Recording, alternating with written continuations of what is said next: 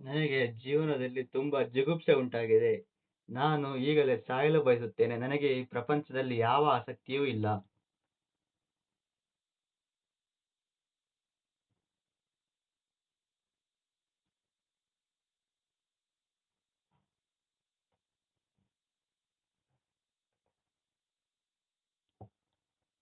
ನಮಸ್ಕಾರ, ನಿಮ್ಮ ಮನಸ್ಸಿನಲ್ಲಿ ಏನು ನಡೆಯುತ್ತಿದೆ ಎಂದು ಕೇಳಿ ನನಗೆ ತುಂಬಾ ವಿಷಾದವಾಗಿದೆ.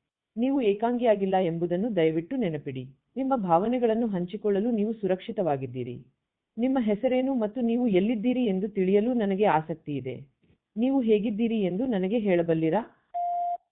ನನ್ನ ಹೆಸರು ಸುರೇಶ. ನಾನು ಮೈಸೂರಿನಲ್ಲಿ ಇದ್ದೇನೆ. ನಾನು ಈಗ ಒಬ್ಬಂಟಿಯೇ. ನನ್ನ ಪಾಲಿಗೆ ಯಾರೂ ಇಲ್ಲ. ವ್ಯವಹಾರದಲ್ಲಿ ಸಹ ನಷ್ಟವಾಗಿ ಹಣಕಾಸಿನ ತೊಂದರೆಯಲ್ಲಿದ್ದೇನೆ.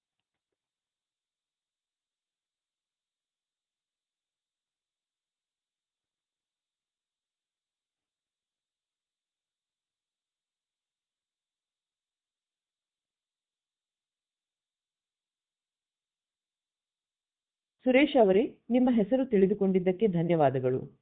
ನಿಮ್ಮ ಪರಿಸ್ಥಿತಿ ತುಂಬಾ ಕಷ್ಟಕರವಾಗಿದೆ ಎಂದು ನನಗೆ ಅರ್ಥವಾಗಿದೆ. ಒಬ್ಬಂಟಿಯಾಗಿರುವ ಭಾವನೆ ಮತ್ತು ಹಣಕಾಸಿನ ಒತ್ತಡವು ತುಂಬಾ ತೊಂದರೆಯಾಗಬಹುದು.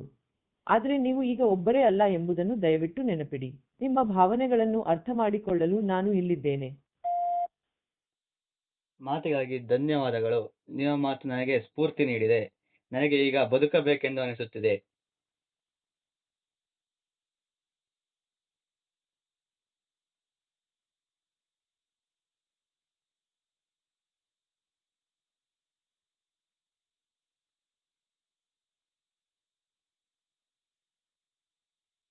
ಸುರೇಶ್ ಅವರೇ, ನಿಮ್ಮ ಮಾತು ಕೇಳಿ ನನಗೆ ತುಂಬಾ ಖುಷಿಯಾಗಿದೆ.